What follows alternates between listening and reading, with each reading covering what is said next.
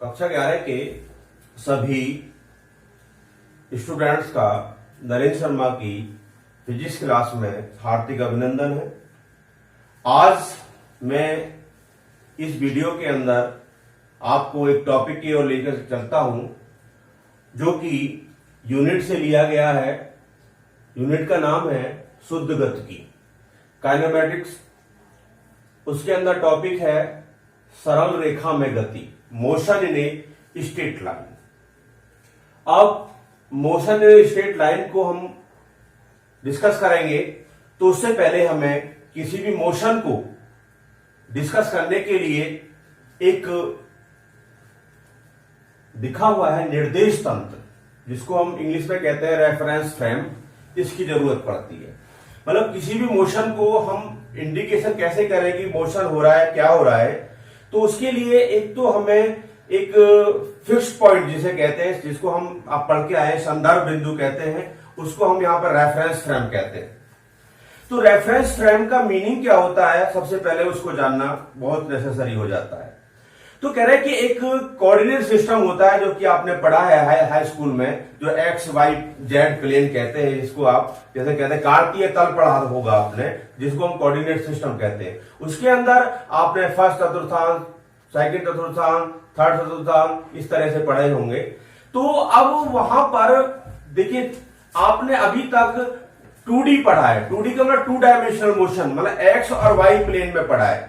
अब यहां आप 3 डायमेंशनल मोशन में भी जाएंगे, तो 3 डायमेंशन का मतलब होता है एक्स कोऑर्डिनेट, वाई कोऑर्डिनेट और जेड कोऑर्डिनेट। तीनों कोऑर्डिनेट वहां पर वर्क करते हैं और उसको मोशन को 3 डायमेंशनल मोशन कहते हैं। तो मैं यहां पर सबसे पहले निर्देश तंत्र की बात करूंगा। देखिए, निर्देश तंत्र को डिफाइन करने के लिए मैं बता रहा हूं कि अगर कोई भी एक कोऑर्डिनेट सिस्टम है, कोऑर्डिनेट सिस्टम का मतलब एक्स वाई जेड प्लेन है, तो उसमें एक्स वाई जेड प्लेन में एक्स कोऑर्डिनेट भी होगा, वाई कोऑर्डिनेट भी होगा और जेड कोऑर्डिनेट भी होगा। मतलब एक्स निर्देशांक भी होगा, वाई निर्देशांक भी होगा और जेड निर्देशांक भी होगा। तो देखिए, मैं डेफिनेशन देना चाहता हूं। घड़ी सहित वॉच, जो घड़ी होती है, घड़ी सहित निर्देशांक निकाय को निर्देश तंत्र कहा जाता है। घड़ी सहित निर्देशांक निकाय को क्या कहते हैं हम? निर्देश तंत्र कहते हैं। तो इसका मीनिंग अभी आपके समझ में नहीं आया होगा, आप मेरे साथ समझने की कोशिश कीजिए। देखिए, कोऑर्डिनेट सिस्टम होता है एक एक्स वाई और जेड, इस तरह से कोऑर्डिनेट सिस्टम होता है। अगर इस कोऑर्डिनेट सिस्टम को अगर मैं यहां पर एक वॉच रख दूं, घड़ी रख दूं, ये क्या रख दूं, वहां पर घड़ी रख दूं, तो ये जो सिस्टम बना, ये रेफरेंस फ्रेम कहलाता है। क्या कहलाता है? Reference frame. इसके थ्रू किसी भी वस्तु की गति और उसकी दिशा का निर्धारण किया जा सकता है। तो इस तरह से निर्देश तंत्र की डेफिनेशन क्या हुई कि the coordinate system with watch, the coordinate system with watch is called reference frame या फ्रेम ऑफ रेफरेंस।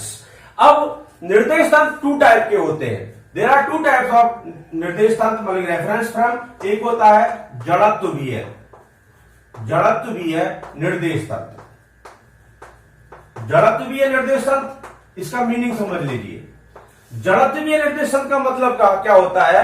जिस निर्देश तंत्र के अंदर न्यूटन के जो गति विषयक नियम है, न्यूटन के जो गति विषयक नियम है वो फॉलो होते हैं, उसको हम क्या कहते हैं? जड़त्व भी है निर्देश तंत्र कहते हैं। केवल हमें इंटरमीडिएट लेवल पर इतना ही लेके चलना है कि जड़त्वीय निर्देश तंत्र क्या होता है, अजड़त्वीय निर्देश तंत्र क्या होता है। तो जड़त्वीय निर्देश तंत्र की डेफिनेशन आप मेरे साथ समझ गए कि वे निर्देश तंत्र जिनके अंदर न्यूटन के गति विषयक नियम का फॉलो होता है। गति विषयक नियम मतलब कि उसके अंदर ट्रुथ होता है, उसको हम क्या कहते हैं? जड़त्वीय निर्देश तंत्र कहते हैं। मतलब कि गति के जो न्यूटन के गति विषयक नियमों का उसके अंदर पालन होता है, तो उसको हम कहते हैं जड़त्वीय निर्देशांक, मतलब इनर्शियल रेफरेंस फ्रेम। दूसरा होता है आपका अजड़त्वीय, नॉन इनर्शियल, अजड़त्वीय निर्देश तंत्र, अजड़त्वीय निर्देश तंत्र। इसका मतलब नॉन इनर्शियल रेफरेंस फ्रेम, मतलब एक ऐसा रेफरेंस फ्रेम जिसके अंदर जो न्यूटन्स लॉ ऑफ मोशन के जो लॉ है वो फॉलो नहीं होते, मतलब कि ऐसा निर्देश स्थान जिसमें न्यूटन की गति विषयक नियमों का पालन नहीं होता है, उसे हम क्या कहते हैं, अजड़त्वीय निर्देश तंत्र कहते हैं। पृथ्वी से जुड़े हुए सभी निर्देश तंत्र आपके जड़त्वीय निर्देश तंत्र होते हैं। पृथ्वी से जुड़े हुए जितने भी निर्देश तंत्र हैं उनको जड़त्वीय निर्देश तंत्र माना जाता है। अब देखिए अजड़त्वीय निर्देश तंत्र, इसको मैं बताना चाहता हूं। देखिए एक सर्कुलर पाथ पर वृत्तीय पथ पर एक कार गति कर रही है, तो ये जो निर्देश तंत्र है ये एक तरह से अजड़त्वीय निर्देश तंत्र है। तो इंटरमीडिएट क्लासेस के अंदर ज्यादा नहीं लेके चलते हैं इसको, केवल हमें बताना होता है कि जड़त्वीय निर्देश तंत्र क्या होता है और अजड़त्वीय निर्देश तंत्र क्या होता है। अब जब ये आपने निर्देश तंत्र पढ़ गया, निर्देश तंत्र क्या बताता है कि कोई भी ऑब्जेक्ट है, कोई भी बॉडी है, वो मोशन कर रही है, उसकी डायरेक्शन को निर्धारण करना है, वो किधर जा रही है इसको बात को बताना है। ये सारा जो इंडिकेट होता है वो रेफरेंस फ्रेम के अंदर होता है। ठीक है, ये आपका एक टॉपिक रहा रेफरेंस फ्रेम का। इसके बाद सबसे पहले हम एक टॉपिक पर आते हैं जो कि है स्टेट ऑफ रेस्ट, वस्तु की विराम अवस्था। देखिए क्या कह रहे हैं, वस्तु की विराम अवस्था, विराम, रेस्ट, विराम अवस्था मतलब state of rest, state of rest. इसका मीनिंग क्या है? वस्तु की विराम अवस्था, आपने छोटी क्लासों में पढ़ा है कि विराम वस्तु की विराम अवस्था। तो क्या आप कहते हैं कि वस्तु गति नहीं कर रही है सर, ये विराम में है, इस तरह से आप बोलते हैं। तो यहां पर हमें क्या डेफिनेशन देनी होती है उसको क्लियर समझ लीजिए कि वस्तु की विराम अवस्था, स्टेट ऑफ रेस्ट का मतलब क्या होता है कि अगर किसी भी वस्तु की अवस्था में संदर्भ बिंदु के सापेक्ष, मतलब संदर्भ बिंदु का मतलब क्या होता है, अगर मैं सड़क पर दौड़ रहा हूं और कोई उसके बराबर में, सड़क के बराबर में कोई भी बिल्डिंग है, तो बिल्डिंग के अकॉर्डिंग बिल्डिंग जो मेरे लिए काम करेगी वो संदर्भ बिंदु का काम करेगी, उसके सापेक्ष में वहां दौड़ रहा हूं। तो क्या डेफिनेशन देना चाहते हैं हम यहां पर, मतलब कि वस्तु की विराम अवस्था का क्या मतलब होता है, क्या होगा देखो, यदि वस्तु की पोजीशन में, की स्थिति में संदर्भ बिंदु के सापेक्ष, संदर्भ बिंदु वही बोल रहा है रेफरेंस फ्रेम, रेफरेंस पॉइंट है ये, संदर्भ बिंदु के सापेक्ष समय के साथ अकॉर्डिंग टू टाइम के साथ कोई परिवर्तन नहीं होता है, तब वस्तु की यह अवस्था विराम अवस्था कहलाती है, विराम अवस्था कहलाती है। इस तरह से हम इसको लिख के चलते हैं। ठीक है, क्या कहना चाहते हैं, if no change in the position of object with respect to reference point according to time, then this position of object is called rest position. For example, example क्या होगा, दीवार पर, बोर्ड पर कोई भी क्या कर, एक दीवार है, दीवार पर पोस्टर लगा है, मतलब कि एग्जाम्पल देखिए इसका, दीवार पर लगा पोस्टर, दीवार पर लगा पोस्टर, ठीक है। मेज पर रखी किताब, मेज पर रखी किताब आदि। देखिए दीवार पर लगा पोस्टर, पोस्टर की जो पोजीशन है अकॉर्डिंग हमारे अनुसार, अगर हम अपने आप को चेंज कर रहे हैं परंतु उसकी जो पोजीशन है वो चेंज नहीं हो रही है, इसका मतलब क्या है कि वो रेस्ट पोजीशन में है। तो रेस्ट पोजीशन का मतलब समझ गए, if no change in the position of the object with respect to reference frame, reference point according to time, then this state is called rest state. Next, second position क्या होती है? वस्तु की गति अवस्था, स्टेट ऑफ मोशन, वस्तु की गति अवस्था। दूसरी पोजीशन क्या है? वस्तु की गति अवस्था, स्टेट ऑफ मोशन,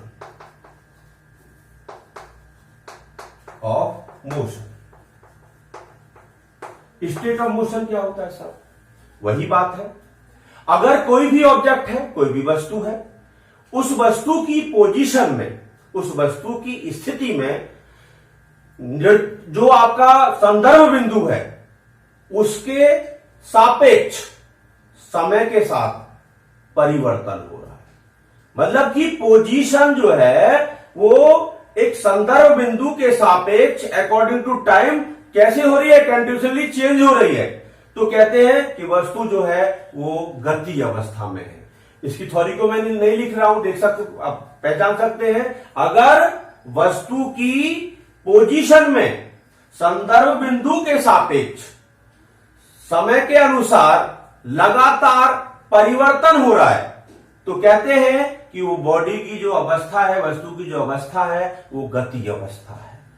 गति अवस्था के लिए आप कैसे किसी भी तरह से बोल सकते हैं। अगर कैसे एग्जाम्पल देखिए, सड़क पर दौड़ती कार, सड़क पर दौड़ती कार, तो कार की जो पोजीशन है एक निश्चित जो आपका रेफरेंस पॉइंट था उसके अकॉर्डिंग और टाइम के साथ साथ लगातार चेंज होती है। Then we can say the motion of the car is a state of motion, मतलब कि कार की जो अवस्था बन रही है वो गति अवस्था बन रही है। ठीक है, अब देखिए एक कहावत भी है कि जो आपकी गति है, गति जो होती है वो नेसेसरी होती है। जीवन के लिए गति आवश्यक है। अगर गति रुक गई तो क्या हो जाता है? विराम अवस्था आ जाएगी। तो विराम का मतलब होता है डेड हो जाना। तो मोशन नेसेसरी होता है जीवन के लिए। ठीक है, तो यहां तक हमने वस्तु की दो अवस्था बताई, गति अवस्था और वस्तु की विराम अवस्था। अब हम वस्तु की गति के बारे में चलते, आगे चलते हैं। वस्तु की गति के प्रकार, गति के प्रकार, गति के प्रकार, types of motion, types of motion. Types of motion में क्या आएगा? देखिए यहां पर हम तीन मोशन को थोड़ा सा बताना चाहते हैं। सबसे पहले हम लेते हैं स्थानांतरीय गति, स्थानांतरीय गति, ट्रांजिशनल मोशन कहते हैं इसको। इसके अंदर क्या होता है? अगर कोई भी वस्तु जो कि एक पॉइंट मास के रूप में नहीं है, पॉइंट मास का मतलब एक पार्टिकल, मास पार्टिकल के रूप में नहीं है, पॉइंट मास के पार्टिकल के रूप में नहीं है, और वो इस प्रकार गति करती है कि उसके जो आपकी बॉडी है उस बॉडी का हर पार्टिकल निश्चित समय में निश्चित दूरी तय करता है। तो हम कहते हैं कि वस्तु की जो गति है वो कैसी है? स्थानांतरीय गति है।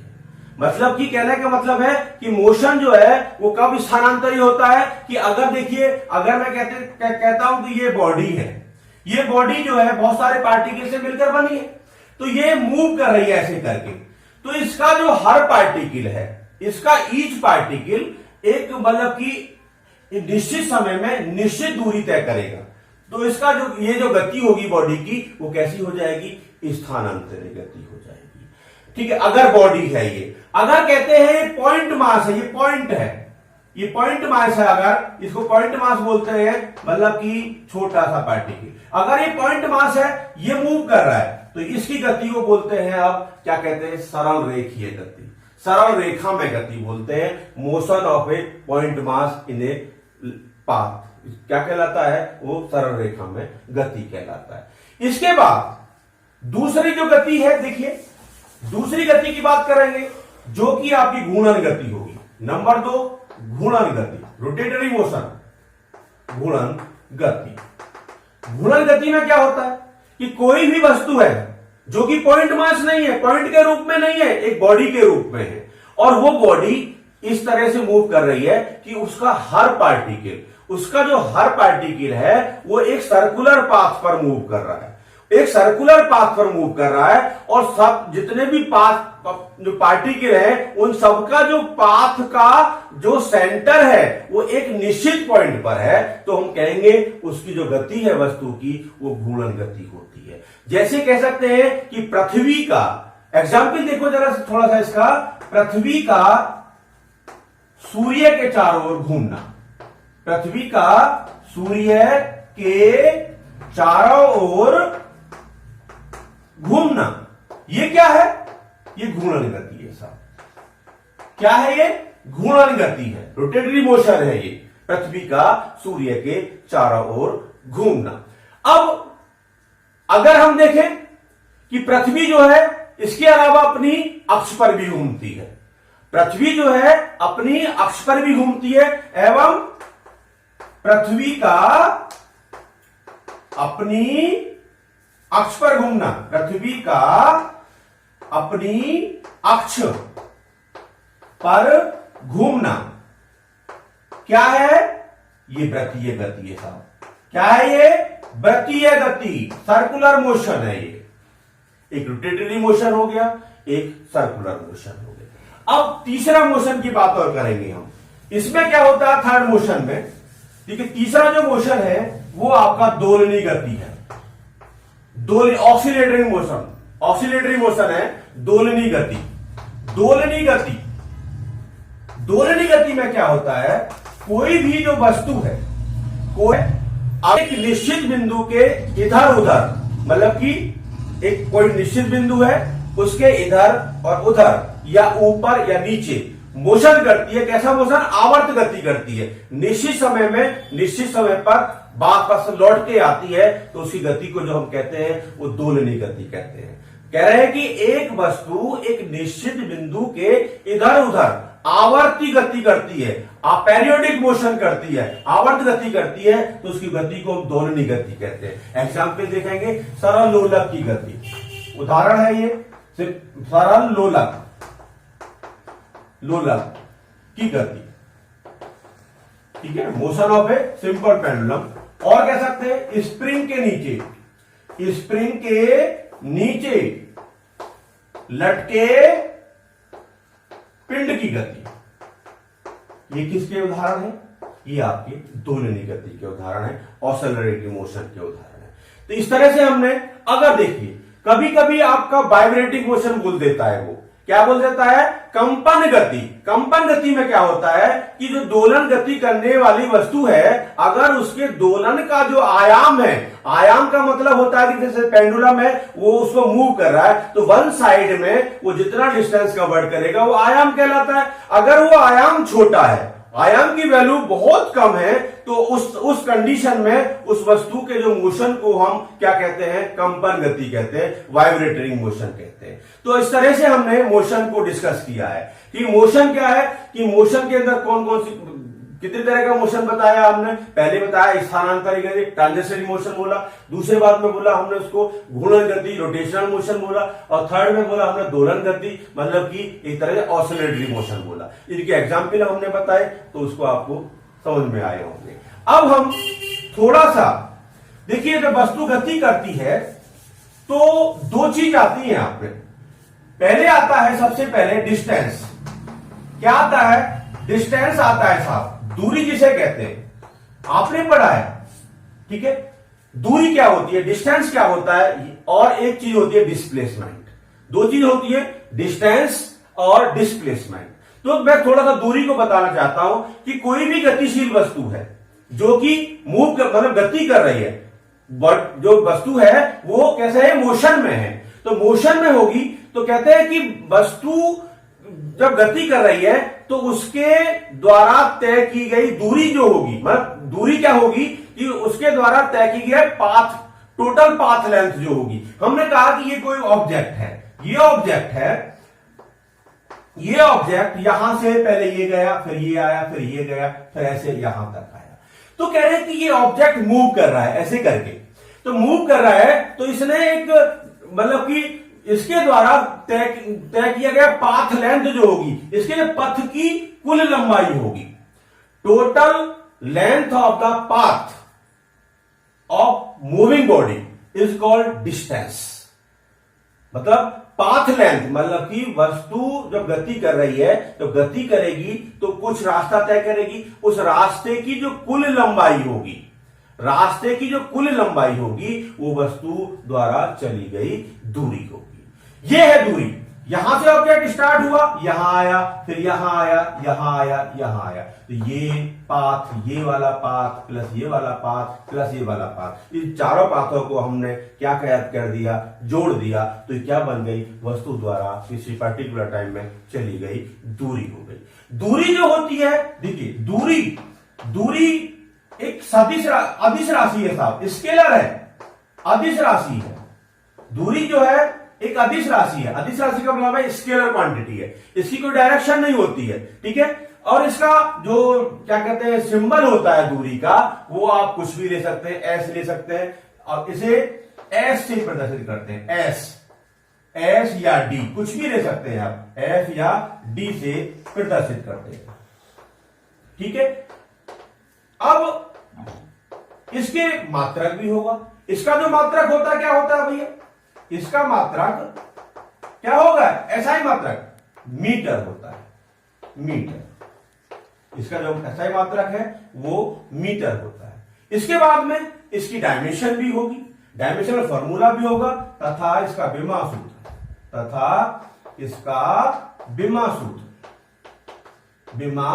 सूत्र क्या होगा, वो एल, कैपिटल एल। इस तरह से हमने डिस्टेंस की बात की है। इसके बाद थोड़ा सा हम डिस्प्लेसमेंट पर भी आते हैं, जो कि विस्थापन होता है। क्या होता है, विस्थापन, डिस्प्लेसमेंट, विस्थापन,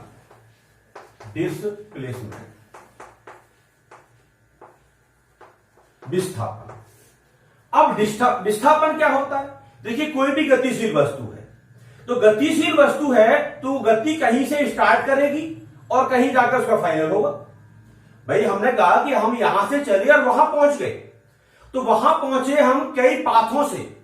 हमने कहा कि हम यहां से गए और यहां से निकले और पहले ऐसे चले, फिर हमने कहा ऐसे गए हम साहब, फिर ऐसे आए और फिर ऐसे आ गए। तो देखिए, और फिर हो सकता है कि हम ऐसे भी आ गए, तो क्या होगा, ये तो इनिशियल पॉइंट होगा, ये फाइनल पॉइंट होगा। मतलब कि प्रारंभिक गति का प्रारंभिक बिंदु और अंतिम बिंदु। अगर हम प्रारंभिक बिंदु और अंतिम बिंदु को मिला दें, तो ये जो दूरी है, बस गतिशील वस्तु की प्रारंभिक स्थिति और अंतिम स्थिति, ये इनिशियल पॉइंट है और ये फाइनल पॉइंट है, इनके बीच की न्यूनतम दूरी जो होगी वो क्या कहलाती है, विस्थापन कहलाती है, डिस्प्लेसमेंट कहलाती है। दोबारा समझ लीजिए, the minimum distance between initial position of the object and final position of the object in moving body is called displacement. Displacement जो होता है वो आपका कैसा होता है, इसको भी हम ऐसे लिखते हैं, डिस्प्लेसमेंट का भी सिंबल एस या डी हो सकता है, ठीक है। अब डिस्प्लेसमेंट जो होगा वेक्टर क्वांटिटी होगी। यह एक सदिश राशि है साहब, सदिश राशि वेक्टर क्वांटिटी है, ये वेक्टर होता है साहब, ये सदिश राशि है। इसका सिंबल भी वैसे आपका हमने एस होता है, तो देखिए सिंबल एस है या डी है तो इसके ऊपर एक वेक्टर लगा देते हैं, ये नोटेशन हो जाता है, इसका मतलब है ये सदिश है, ठीक है। और इसका मात्रक वही मीटर और विमा सूत्र आपका कैपिटल है। ये दो बातें हमने देखी है, एक डिस्टेंस बोला, एक डिस्प्लेसमेंट बोला। अब देखिए डिस्टेंस जो होता है, डिस्टेंस कभी भी जीरो नहीं हो सकता, distance can not be zero, but displacement is zero, positive, negative. मतलब कि डिस्टेंस कभी भी जीरो नहीं होगा और नेगेटिव भी नहीं होगा साहब, परंतु डिस्प्लेसमेंट जो होगा वो नेगेटिव, जीरो, पॉजिटिव तीनों हो सकता है। तो इस तरह से अगर आपसे ये क्या कहते हैं कि what is the difference between distance and displacement, तो आप इन पॉइंटों को पहले डेफिनेशन का पॉइंट दे देंगे, उसके बाद में कहेंगे ये डिस्टेंस को कि ये स्केलर है, और क्या कि वेक्टर है, क्या कहते हैं आपका डिस्प्लेसमेंट वेक्टर है, ये कभी जीरो नहीं हो सकता, ये नेगेटिव नहीं हो सकता, ये जीरो हो सकता है, पॉजिटिव हो सकता है, नेगेटिव हो सकता है। तो इस वीडियो में आपने यहां तक देखा कि हमने मोशन बताया, रेस्ट बताया, उसके बाद में हमने मोशन की कैटेगरी बताई, और उसके बाद में हमने डिस्टेंस, डिस्प्लेसमेंट इनके बारे में बोला। अब अगली वीडियो के अंदर हम बात करेंगे स्पीड और वेलोसिटी को। पहले आप यहां तक समझें। Thank you.